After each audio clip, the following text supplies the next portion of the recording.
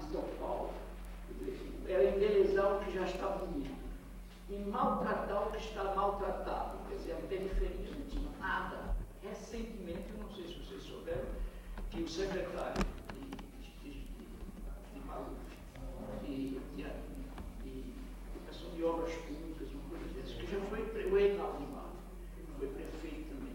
Ele disse que, mas é óbvio, a gente realiza trabalhos materiais nas áreas que pagam imposto. Você vê o seguinte, em primeiro lugar, todas as áreas pagam impostos. O atolado da favela paga imposto, é o que ele faz, o feijãozinho que ele compra, quando pode comprar. Mas a tese dele era profundamente aristocrática, não é? Profundamente elitista, quer dizer, nós temos que aplicar dinheiro nas zonas onde a gente arrecada. Isso é um administrador sectário.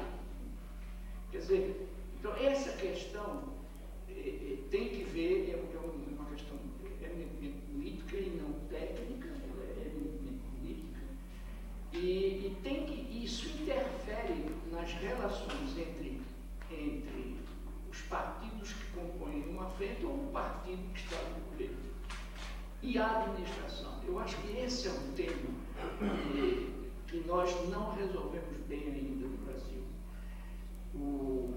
No meu entender, eu não estou aqui, nem sequer está me representando o PT, eu sou um membro fundador do partido, eu estava na Europa ainda quando isso se deu e eu fiz questão de ser fundador do partido. Era a primeira vez que eu ia participar de um partido, isso é um dado interessante. Não que eu nunca tivesse sido político antes, eu era eminentemente político porque sou um educador. Mas eu não tinha laços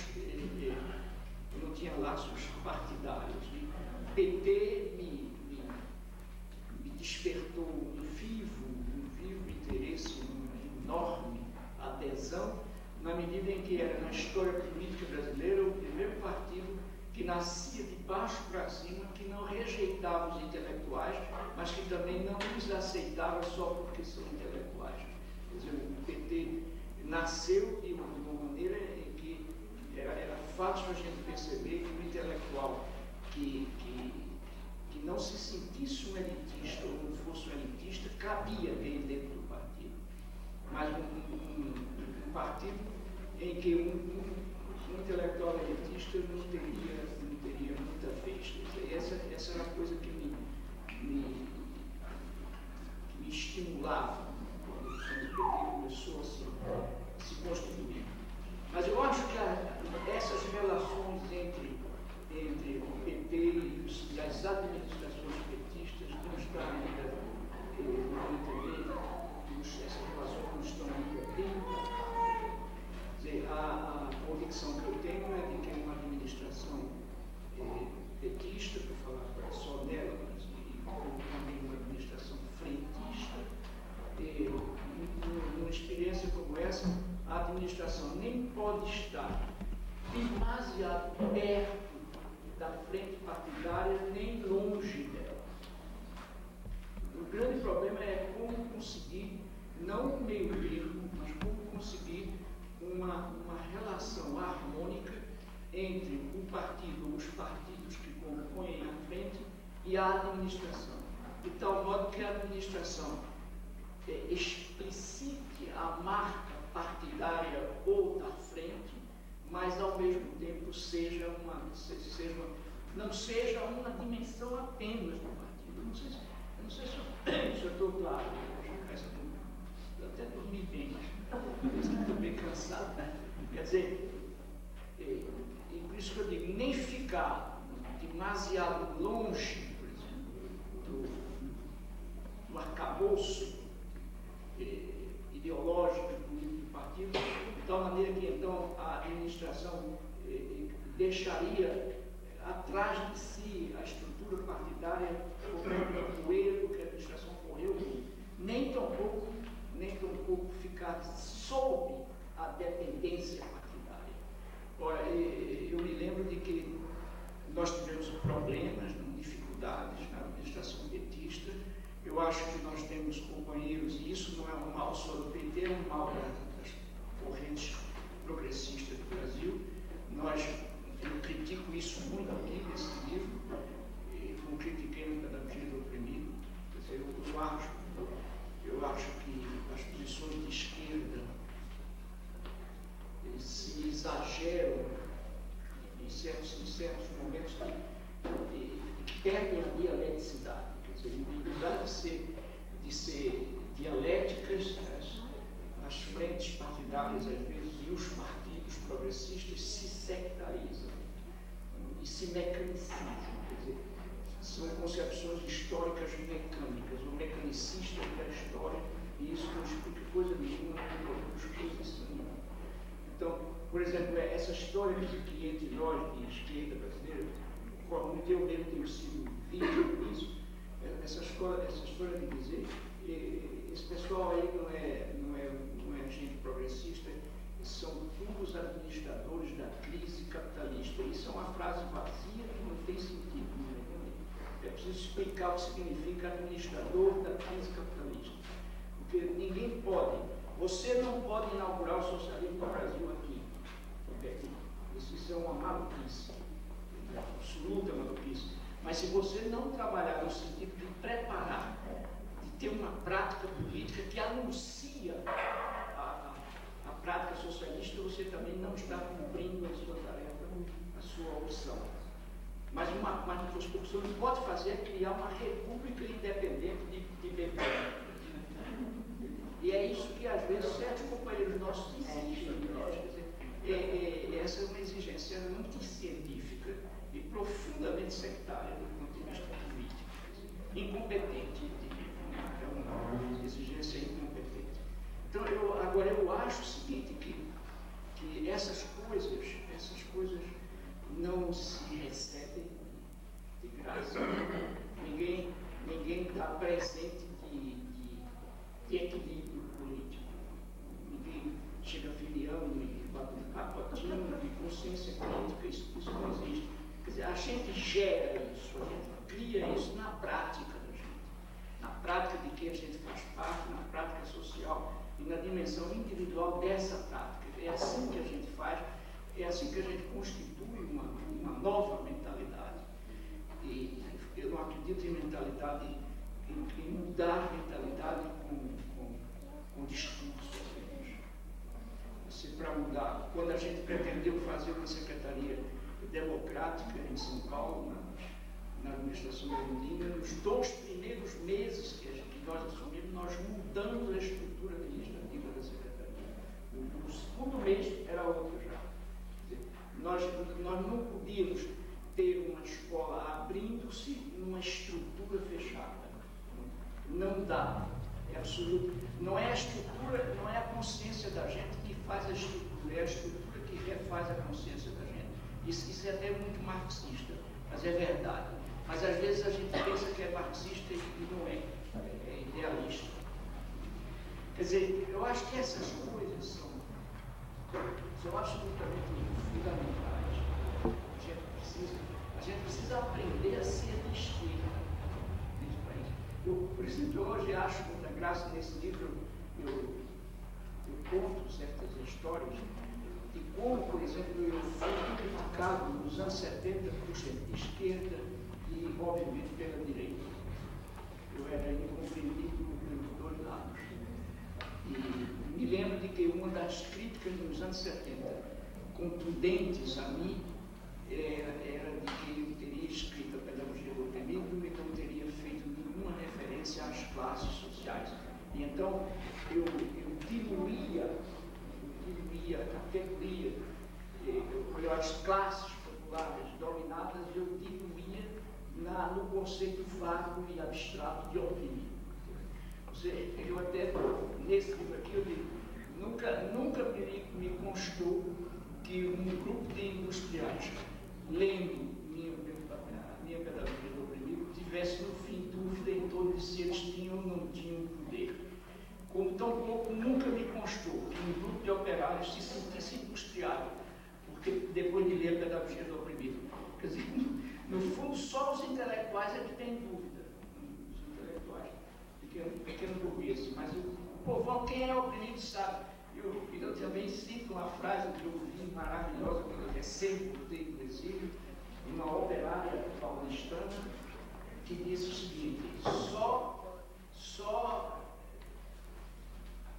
quem pergunta quem é povo é quem não é povo. Quer dizer, só quem pergunta, e afinal de contas, quem é o povo? É quem não é povo. Mas quem é sabe muito bem quem é. Então eu acho que se a gente centrasse um ano inteiro na compreensão destas relações entre a estrutura partidária, que não pode ficar indiferente ao governo de sua sigla. Não pode, o PT não pode simplesmente dizer, bem, agora elegemos o nosso companheiro e ela que trabalha. Não pode fazer isso. Quer dizer, o PT tem o direito e o dever, e no caso aqui, a frente que elegeu, tem o direito e o dever de observar, de acompanhar, de ajudar, de criticar o trabalho da administração que representa a frente. A administração tem o dever também de buscar a orientação partidária, política, tem o dever de prestar contas. Quer dizer, eu acho que, agora, essa relação tem que ser muito leal. Eu me lembro de que a primeira grande crítica que nós recebemos em São Paulo, a Erundina conheceu através da imprensa. Quer dizer, eu não entendo que isso seja trabalho de companheiro. Então a gente é criticado pela imprensa, porque quando a gente lê o relatório dos companheiros do nosso partido através da imprensa, porque nós não fomos informados imediatamente. Quer dizer, isso um dia, quando eu deixei a secretaria, e houve uma festa, eu deixei a secretaria não porque eu tivesse em desacordo com o partido ou com a Erundina, de jeito nenhum. Eu deixei porque eu estava sentindo falta de escrever. Porque como secretário, tu sabes aí, não importa o tamanho da cidade, não dá. Nem para ler. Não dá nem para ler. Eu fui secretário 2 anos e meio e eu não li um capítulo de livro. Não fiz nada de leitura. Agora, evidentemente, também não dá para não pensar que a gente não aprende nada. Pelo contrário, o que a gente aprende à frente de uma secretaria é uma coisa extraordinária. Eu aprendi demais. Quer dizer, eu aprendi que muitas coisas que eu já sabia eram reais e aprendi que muita coisa que eu ainda não sabia, podia saber. Quer dizer, eu nunca me arrependi de ter sido secretário durante 2 anos e meio, mas depois de 2 anos e meio, eu tinha certeza de que a continuidade da obra continuaria, que havia uma equipe que trabalhava como equipe e não manobradas por Paulo Freire. Aí então eu voltei para casa e hoje eu entreguei ao editor o 6º livro que eu escrevi depois que deixei a secretaria. Quer dizer, eu disse, eu vou para casa para escrever. E quando me cobram, eu digo, aí, tem 6 livros. Não sei se são muito bons, eu gosto de alguns. Mas eu acho que nessa nova homenagem que me fizeram no Teatro Municipal, Lula estava, e eu me lembro de que eu disse para Lula, a tua responsabilidade, a nossa responsabilidade é imensa. Nós somos um partido pequeno ainda, mas já muito grande por tamanho de vida que a gente teve. Nós somos uma presença já nesse país. Agora é preciso que a gente corrija uma série de coisas que a gente está fazendo, para que outro vereador do PT no sertão do Nordeste brasileiro não possa mais dizer o que ele disse. E recentemente vocês devem saber dessa frase fantástica desse vereador. Ele disse, o petista tem 2 alegrias. Primeiro, quando elege um prefeito, segundo, quando bota ele para fora. Quer dizer, não é possível continuar assim. Não é. Ninguém me convence. Genial que seja, não esteja certo. pode estar certo. Quer dizer, e não é possível que só quem esteja errado toda vez seja o companheiro ou a companheira que está na administração. E o PT em si mesmo nunca erra. Quer dizer, eu acho que essa é uma das tarefas que nós. Ô Paulo, aqui não é o prefeito que quer colocar para fora, não quer colocar o vice.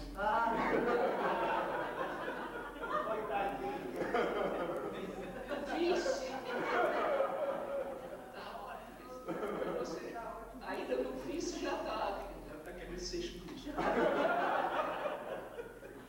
Mas eu acho que essas coisas devem ser discutidas em casa, sem raivas, sem mágoas. Por exemplo, eu continuo no PT e se ser petista ou não ser petista fosse uma questão de pertencer a um clube de futebol, que para mim não é uma coisa muito mais séria, eu já tinha saído do clube de futebol. Mas de jeito nenhum, quer dizer, eu fico na minha posição no PT, criticado, às vezes, respeitado, às vezes desrespeitado, e só sai se me botar para fora. Fora disso, vão ter que me aguentar como petista falando assim. Por exemplo, eu acho que esse primeiro programa desse ano do PT de televisão foi muito bom, muito bem feito. Eu não falei, Pedro Sampaio não falou, o senador do PT não falou, Carolina não falou, não se disse uma palavra sobre o trabalho que nós fizemos em São Paulo. Está errado isso. Está errado. Eu sou um intelectual respeitado nesse país e fora desse país. E não tem por que não ter aparecido em um segundo para dizer eu sou petista. Eu acho que a minha afirmação categórica de ser um petista vale a minha história. Quer dizer, a minha história eu defendo o meu papel nesse país e fora desse país, nas lutas mundiais em prol da libertação, eu defendo e eu exijo respeito. E nada disso se levou em consideração. Está errado. Absolutamente errado. Mas eu não vou largar o PT porque não apareci. O PT um dia vai ter que dizer, ele é daqui, é nosso. Como no começo dizia muito. Quer dizer, eu acho que, então, critique. Leia-se esse livro e me critique. Leia-se Cartas a Cristina e me critique. Leia-se Professora Cíntia Não e me critique, do ponto de vista político e do ponto de vista ideológico. Eu me submeto a uma análise, para ver se eu estou correto politicamente ou se eu não estou correto. Agora, eu acho que a gente tem que superar esses defeitos, essas dificuldades, esses obstáculos que existem na relação entre a administração. Enquanto o PT não tinha nenhuma administração dele, ou em frente com outros partidos progressistas, não dava para ver. A gente via sempre as brigas através das chamadas tendências. Não? E eu me lembro de que nos anos 80, toda vez que eu era convidado por uma universidade para ir a uma cidade qualquer do Brasil, eu comunicava a sede do PT para que a sede comunicasse ao grupo petista do lugar onde eu ia, então não se gastava dinheiro comigo. Eu ia e dedicava um dia inteiro, meio-dia, ao pessoal do PT. E eu nunca me esqueço de reuniões impressionantes, quer dizer, eu um dia, numa cidade do Nordeste, no começo da reunião, um jovem falou e disse: companheiro Paulo Freire, você tem esperança de que o PT seja um dia um partido revolucionário? Eu disse: puxa, eu não entendi a tua pergunta. O que é que tu fazes dentro do PT? Talvez tu pertenças a um outro partido dentro do PT, que você acha que esse outro que é revolucionário, então larga o PT. Como é que pode? Quer dizer, havia vezes em que eu encontrava todo mundo dentro do partido, menos um operário. Quer dizer, a direção toda era pequeno burguesa mesmo, ideologicamente pequeno burguesa. Mas vejam bem, minhas amigas e meus amigos, se essas coisas não estivessem ocorrendo, a gente não era Brasil.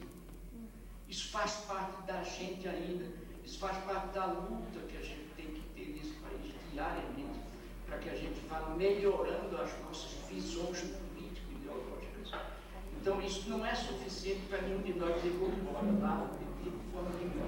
Mas é preciso que a gente lute, que a gente brigue, que a gente diga aos companheiros da direção do partido que nem tudo que a gente pensa que pode fazer, faz e pode fazer.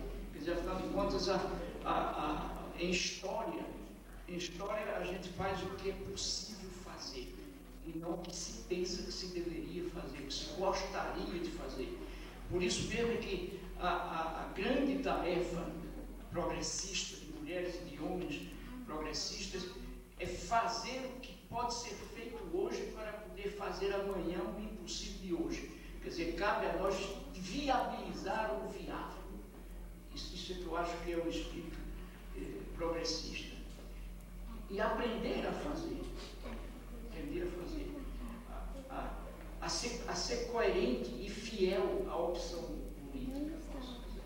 Você como prefeita, militante de um partido progressista, e como prefeita eleita numa frente de esquerda, você tem compromissos, que são seus também, com a sua perspectiva, com o seu sonho. Quer dizer, você não poderia ao eleger-se como se elegeu, você não poderia ter uma administração reacionária na educação ou na saúde. Você não pode pôr aqui um secretário reacionário, de jeito nenhum. Quer dizer, o horizonte ideológico e político da administração tem que ser coerente, quer dizer, tem que ser uma coisa progressista. Como é que você pode manter no governo progressista sem assumir nenhuma postura corretora, uma professora que põe menino de joelho? É absolutamente incoerente isso. Eu não estou dizendo que a administração progressista põe a professora de joelhos. Seria um absurdo. Mas não pode ficar calada diante disso. Quer dizer, a professora que pôs o menino lá em São Paulo se punha muito menino para cheirar a parede. Não sei se vocês conhecem isso. Cheirar a parede. Quer dizer, não é possível andar para a professora cheirar a parede. Mas é preciso discutir com ela o desacerto dessa postura. Quanto essa postura trabalha contra a cultura democrática deste país. Eu acho que isso é a militância nossa. Quanto melhor a gente estabeleça essas relações, discutindo com a frente partidária, discutindo os projetos, desvelando o núcleo progressista, os sonhos, os projetos que nós temos. Quanto mais a gente fizer isso, melhor a gente trabalha no sentido de aperfeiçoar estas relações que existem e que não podem deixar de existir entre o órgão partidário e a administração partidária. Você não pode fazer um governo de direita com o prefeito de uma frente progressista de esquerda. Não dá. Se você fizesse isso, teria de ser realmente chamada a atenção. Eu acho que esse aprendizado o tempo todo, agora um petista que pensa, um petista que reflete, um petista que demanda uma autonomia de voo também, porque sou democrata. Eu não aceito manobrismos comigo. Eu acho que agora a gente poderia ter uma conversa.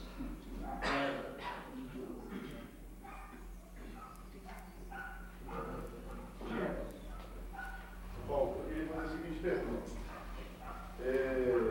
Condenava na direita. Exemplo, cargos, espaço de poder, briga pelo simples espaço de poder.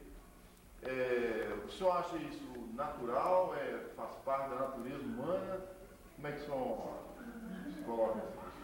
A única saída é conhecer a natureza humana. Mas eu acho o seguinte, a gente tem que brigar contra isso. Eu acho que essa história, porque há muitas pessoas que pensam assim, quer dizer, nós criticamos o que a direita faz porque é a direita, mas nós podemos fazer porque somos sérios. Não, ninguém é sério fazendo imoralidade. Quer dizer, o privilégio de ser esquerda implica em ônus também. Quer dizer, quando eu fui secretário, inclusive eu tenho até a alegria de dizer que eu só recebi 2 ou 3 pedidos absurdos de que a ideia de que, por exemplo, você é o prefeito, ou você é o secretário e eu sou o vereador, e venho cá lhe fazer esse pleito. O meu pleito implica se acolhido por você como secretário, eu vou prejudicar interesses e direitos de outras pessoas para atender você vai prejudicar para atender o meu pedido. Você faria isso? E os 2 ou 3 que me fizeram pedido ficaram meio envergonhados, disseram, não, você faria de maneira deselegante, de maneira original, e eu não fui posto aqui em fazer essas coisas. É preciso fazer, quer dizer, por exemplo, as pessoas de esquerda criticam o uso dos automóveis, dos carros. E algumas delas, quando chegam ao poder, são pior do que a direita. Quer dizer, não dá para secretário ter carro na sua secretaria, fazer compras e mandar sua mulher para o dentista no carro da secretaria. Não dá para fazer isso. Isso é safadeza. Não importa quem faz. E o cara, para mim, o cara de esquerda que faz isso deveria ser expulso, esse sim, caçado do partido, não tem o direito. Então, talvez a gente devesse perdoar a primeira vez.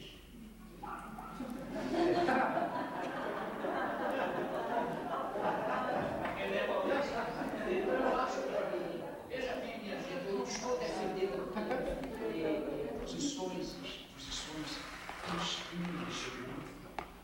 estreitas, porque há uma seriedade que no fundo não é pureza. Eu sempre digo isso, não deve, ninguém fica ético fazendo puritanismo, mas a gente tem que fazer pureza. Não é possível que a gente faça as mesmas coisas que a gente criticou no anterior. Não dá. Eu me lembro, por exemplo, de que, quando fui secretário, visitei algumas escolas que tinham sido inauguradas pelo prefeito anterior, que foi Jânio Quadros, e tinham placas de inauguração. E não tinham ainda cozinha, não tinham ainda os sanitários, e algumas delas já tinham as professoras. Era completamente sem nenhuma identificação com a comunidade, não tinha nada a ver.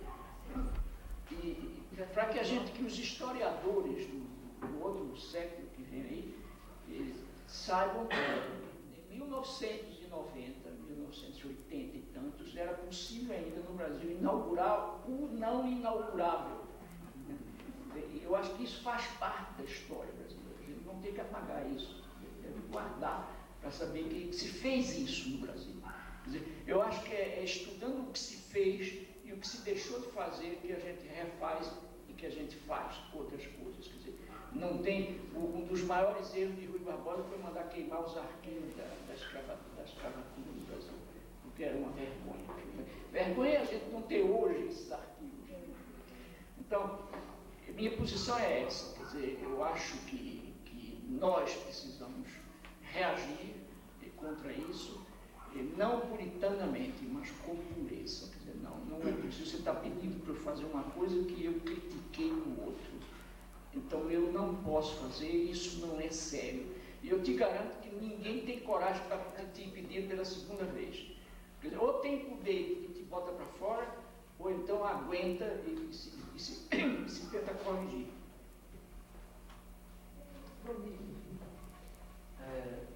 Professor, ontem o Gerson Lima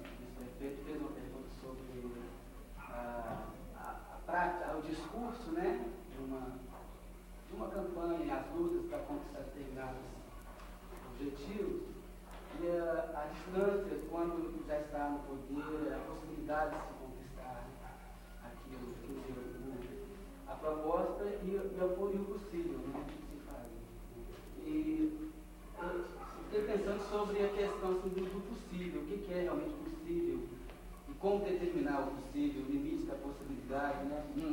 Essa possibilidade ela não poderia assim, ser buscada junto com pessoas fora do partido mesmo, da frente, discussões fora e tudo. Então, eu queria que o senhor falasse um pouco sobre esse limite da possibilidade. Sei. Você quer que fale mais da pergunta? Não, essa pergunta deixa eu acho que a tua pergunta tem uma enorme importância pelo seguinte, porque às vezes, em nome do possível,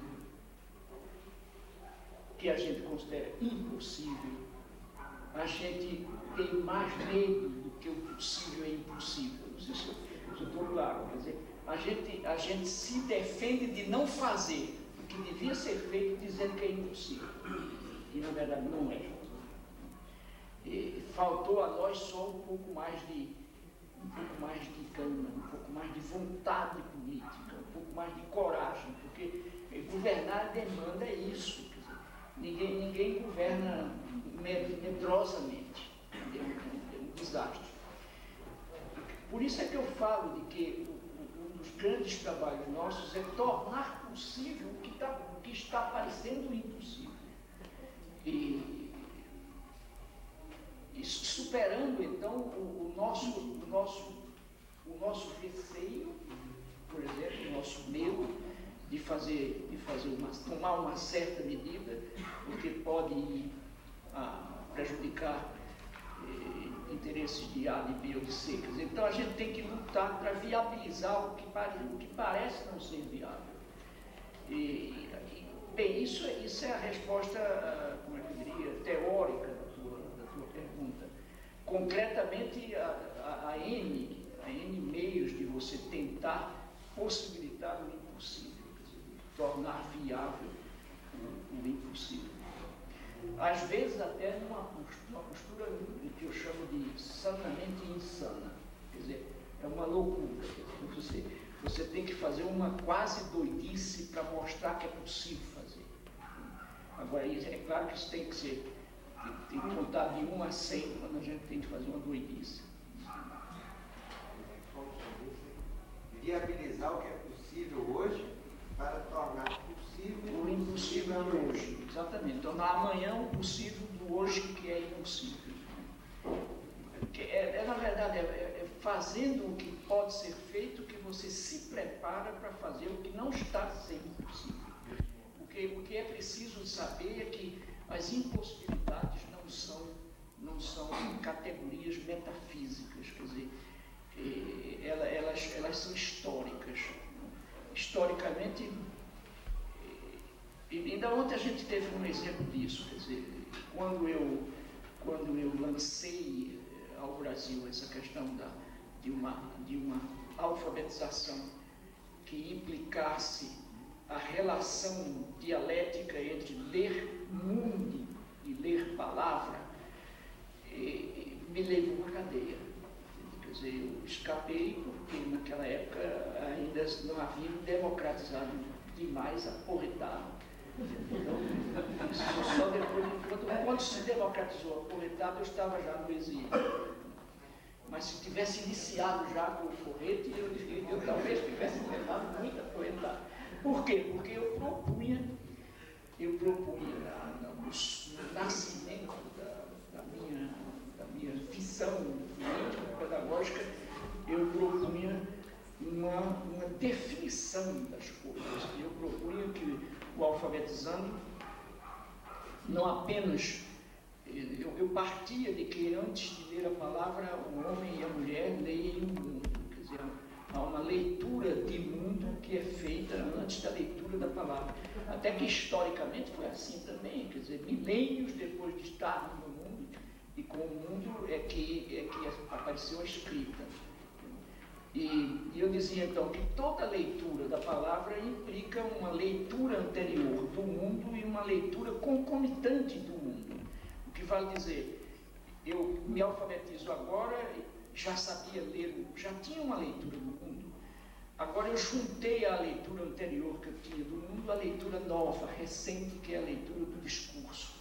Mas ao fazer esse aprendizado, eu aí releio a leitura anterior do mundo, e ao reler a leitura anterior do mundo, ajudar pela leitura nova da palavra, eu, tudo indica, retifico a leitura anterior do mundo. Toda releitura implica possibilidades de refazer o mundo.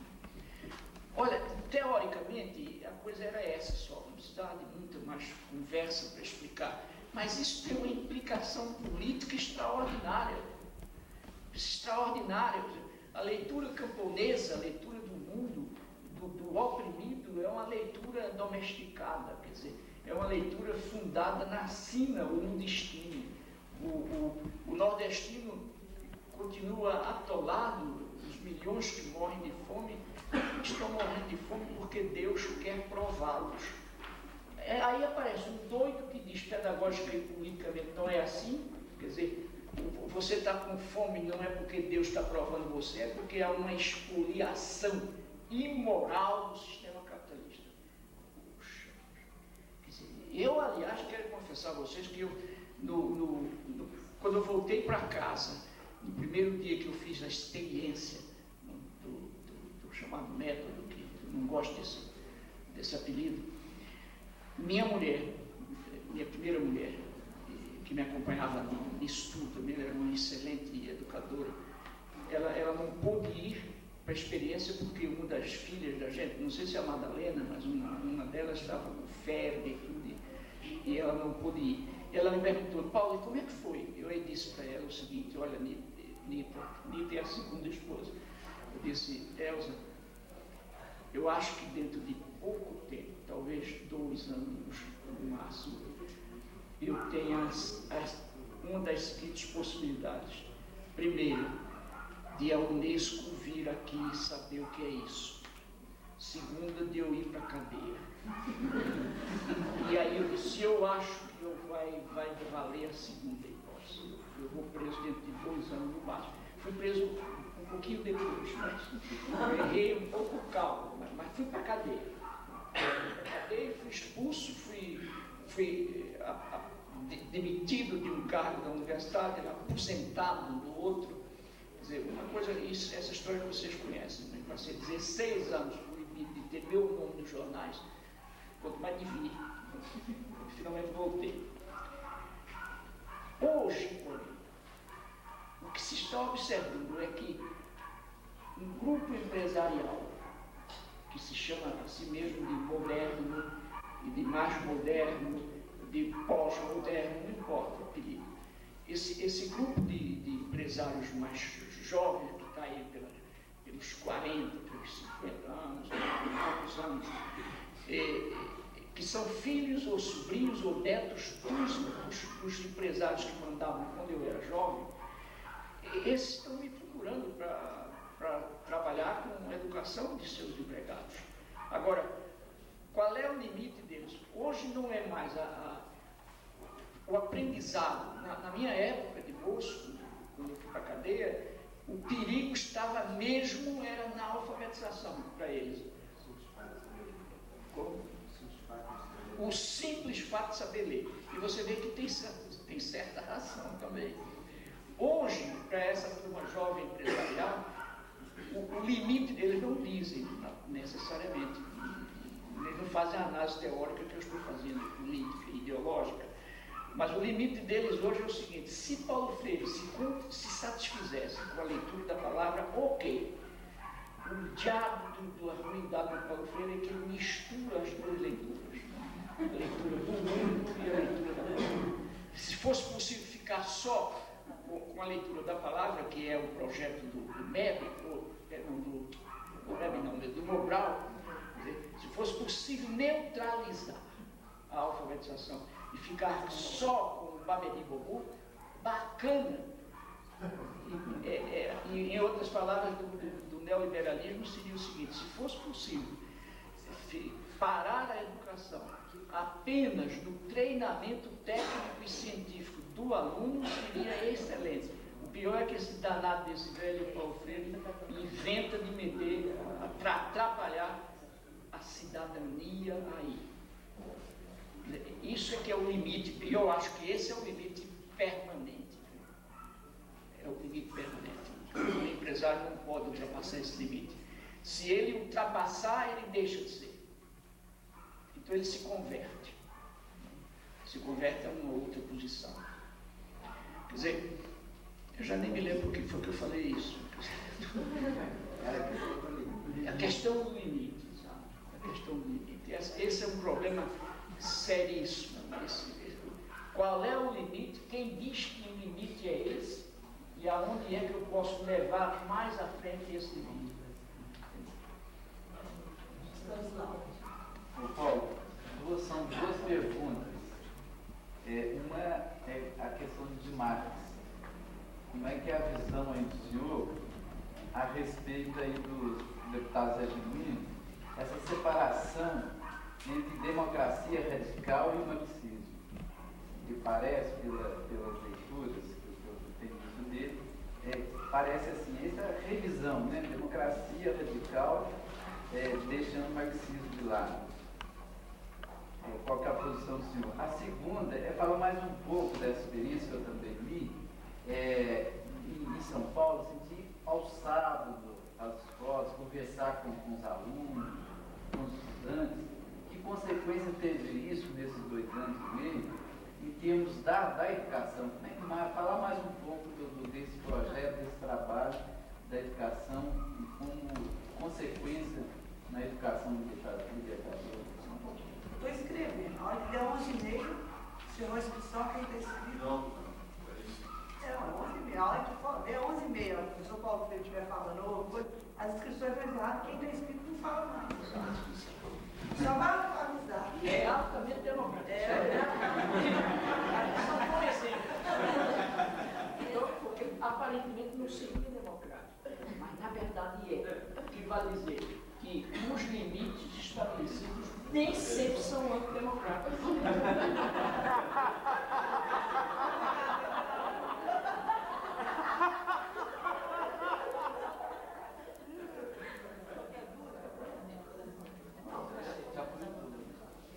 Daqui, então daqui, você fala daqui. Chega aqui mais pra frente.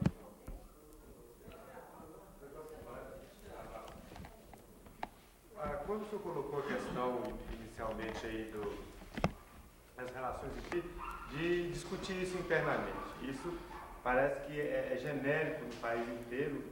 O senhor colocou uma posição que o senhor deve ter mais vivência, você tem mais vivência no país que a gente. Então a gente vive isso aqui através de outras pessoas que vêm e dizem a mesma coisa para a gente, que isso é geral, né? Não é só aqui em Betim, a gente sente muito. É um processo muitas vezes que a gente chama também de autofágio. A gente se mata, né? A gente se mata quando a gente lança um companheiro na mídia ou num palanque, né? De forma a denegrir em benefício de uma disputa interna e vai por aí afora. E isso também, muitas vezes, é causa também de, por exemplo, hoje, antes a gente não era o poder do município, hoje somos o poder, então o problema se inverte também. Nós temos que administrar um município que tem que antigamente, como o senhor colocou bem a questão antes da Erundina era Jânio Quadros, né? Antes aqui era Ivaí Nogueira, era direitona, vamos dizer assim. E a gente não tem no município quadros suficientes, por exemplo, para assumir todos os cargos que a gente teria que ter na prefeitura. A nossa militância é uma militância popular, mas em termos de formação técnica, de formação tecnológica, vamos dizer assim, alguns quadros nós infelizmente não temos, a gente tem que buscar fora do partido. E isso muitas vezes é motivo de briga interna, e é aqui para nós em Betim, foi também. E a mídia e a direita aproveita dessa nossa fraqueza, né, para bater na gente, além da gente estar batendo também na gente mesmo, a direita aproveita isso para bater. Então, muitas vezes a gente tem que fazer concessões, e essas concessões é que muitas vezes nos matam internamente, porque nossos militantes muitas vezes não entendem o porquê dessas concessões, né? E o senhor abordou isso com a gente nas palestras anteriores muito bem. Eu gostaria que o senhor falasse um pouquinho essa política de jogo de cintura que a gente tem que ter, né? Ontem o Zé Dirceu, conversando com a gente, ele colocou que o partido esteve aqui ontem, né? Não deu para todo mundo ficar sabendo.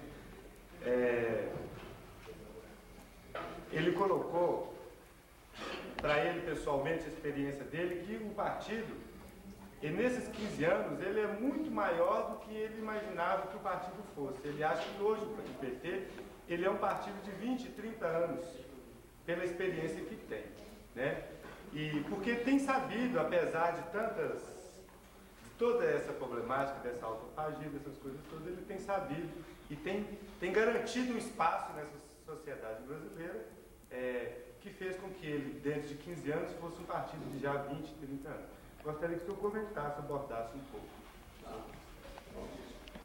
acho que, em primeiro lugar, ninguém já era, todo mundo está sendo ou esteve sendo.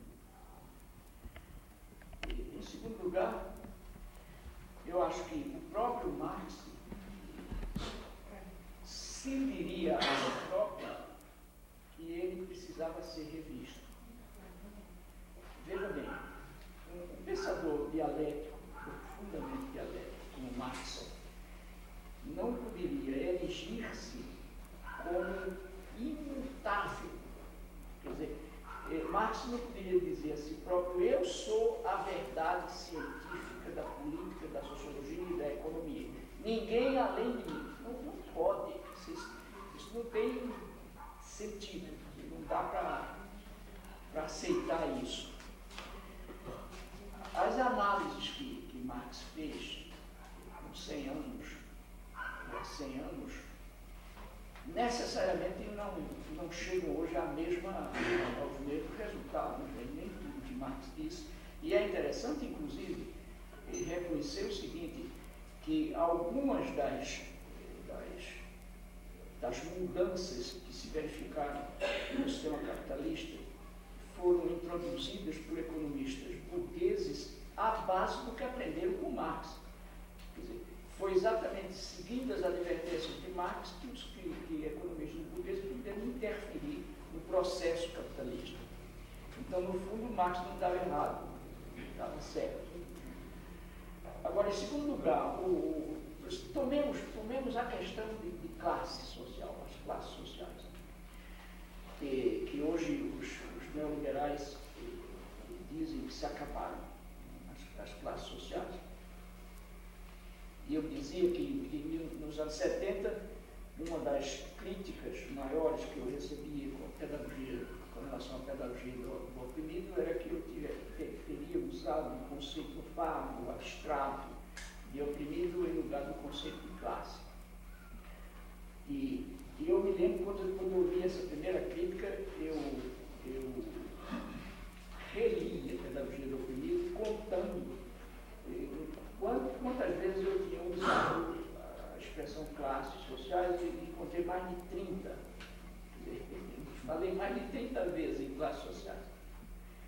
Alguns dos homens e das mulheres de esquerda, que na época me criticaram porque eu falava em classe social, hoje não falam mais em classe social. E criticam a mim do que eu falo. Quer dizer, então você vê que eu fiquei mais radical do que eles. Eu continuo hoje a dizer que as classes sociais não são uma categoria metafísica, de jeito nenhum, elas são uma categoria histórico-social. Por isso, mesmo se são uma categoria histórico-social, elas nem sempre, que elas não se representam de forma idêntica nos espaços e nos tempos diferentes. Uma coisa é a classe social no terceiro mundo, uma sociedade como a brasileira, a outra coisa é a classe social dos Estados Unidos. Quer dizer, então aí eu aceito e advogo que o instrumento marxista de análise de classe precisa se refinar para que eu perceba as classes sociais nos Estados Unidos. Mas dizer que não há também classe social lá, de jeito nenhum. Quer dizer, eu acho que o estudo de Marx continua firme. E se as classes sociais tivessem todas desaparecido, e não desapareceram, continuava o fenômeno da dominação. Ou será que não há mais dominação? Será que se acabou a dominação? Aqui, em qualquer lugar? Não, continua. Então, eu acho que essa história de decretar a morte de Marx não tem sentido. Agora, por exemplo, eu só não me digo um marxista porque tenho um grande respeito por Marx. Quer dizer, por exemplo, no momento em que Marx dizia nada, não como eu estou dizendo aqui, nada fora da história, sempre tudo a partir da história. Então, nenhum a priori da história Marx aceitou. Ora, o meu grande problema é que eu parto de um a priori da história que eu aceito, que é Deus. Eu acho que esse cara existe. Está entendendo? Quer dizer, e eu tenho ou não tenho o direito de achar? Quem é que tem o direito de me proibir? Eu acho que existe Deus. Quem pode ter esse direito? Agora, é possível que diga um maluco, velhinho. Esse é um ponto de vista do cara lá muito autoritário. Eu tenho um direito. Mas no momento em que eu exerço o direito de aceitar um a priori da história, que para mim é essa vontade divina, eu não posso ser marxista. Ser lealmente marxista. Quer dizer, Marx diria para mim, olha, você é um bom camarada até, mas tem paciência. Se você parte desse a priori, então já não é marxista. Agora, o fato de não ser marxista não significa que eu estou contra Marx. É outra coisa. Quer dizer, em última análise, para mim, o problema fundamental nosso, não é saber se tu acreditas em Deus ou se tu negas Deus, mas é saber com quem tu estás na briga histórica.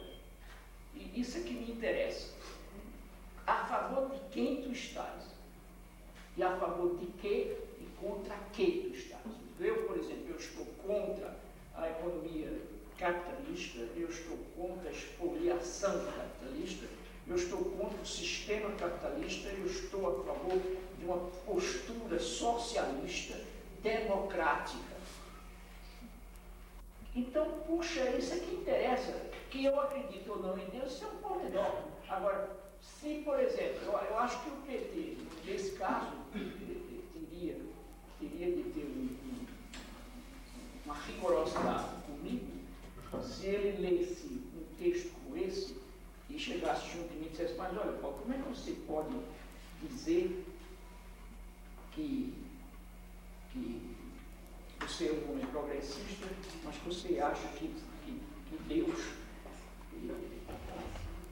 determina o destino dos pobres como um destino de sofrimento para que eles aprendam a amar Deus? Se eu disser um treco desse, aí o PT tem direito de dizer, olha, Paulo, tenha paciência, não dá para você ser um petista. Mas talvez até que não devesse nem me botar para fora, para ter a mim como um exemplo do jeito errado. Eu sou um democrata, eu acho que as diferenças me ensinam, eu aprendo com as diferenças. Descubro que o diferente não é só legítimo, mas é fundamental. Então, para mim, nessa briga todinha eu estou com aqueles e aquelas que não têm por que pensar que o socialismo se acabou. E, portanto, que Marx não vale mais nada. Pelo contrário, eu acho que o que se deteriorou foi o socialismo autoritário. O que era ruim na experiência soviética não era o sonho socialista. O que era ruim na experiência soviética era a moldura autoritária. Como o que é bom no capitalismo não é o capitalismo, é a moldura democrática em que ele apareceu. Isso aqui é bom. E é isso que a gente deve manter. Quer dizer, o que a gente tem que fazer é mais democracia nesse país, a partir de que a gente pode atingir um estado de político, uma forma de produção econômica que pelo menos seja menos expoliadora. Eu acho que é isso. Agora, é preciso a gente ver os limites da gente. Eu não acho, pode ser que eu esteja completamente equivocado, quando o Genuíno, por exemplo, fala na possibilidade de um diálogo com o governo Fernando Cardoso, eu acho que ele não está dizendo vamos admirir a Fernando Cardoso. Eu, pelo menos, se fosse isso, eu estava fora. Não tem nada a ver com o Genuíno. Por exemplo, eu não posso ser assessor de um ministro de Fernando Cardoso. Evidentemente que eu preciso ter cuidado, porque pode ser que os ministros podem dizer, professor Paulo Freire, não se preocupe que a gente não vai chamar o senhor para assessor de ninguém. Saia da sua assessoria, dos desses e vários. Mas o que eu quero dizer é que convidado não aceitaria. Eu não contribuiria para um governo cuja opção se juntou à opção da direita desse país. Fernando Cardoso, no momento em que foi escolhido para ser o limite da direita, virou direita. O mais progressista que ele queira ser. E a prova está aí. Ele tem que fazer todo dia enormes concessões. Quer dizer, ele não está respeitando mais os limites que toda política exige.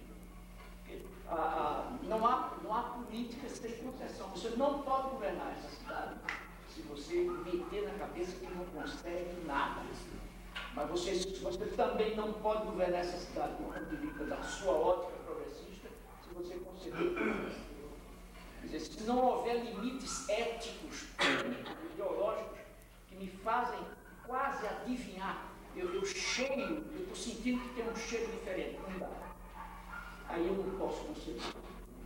Mas fora disso, não tem política, não é possível política sem.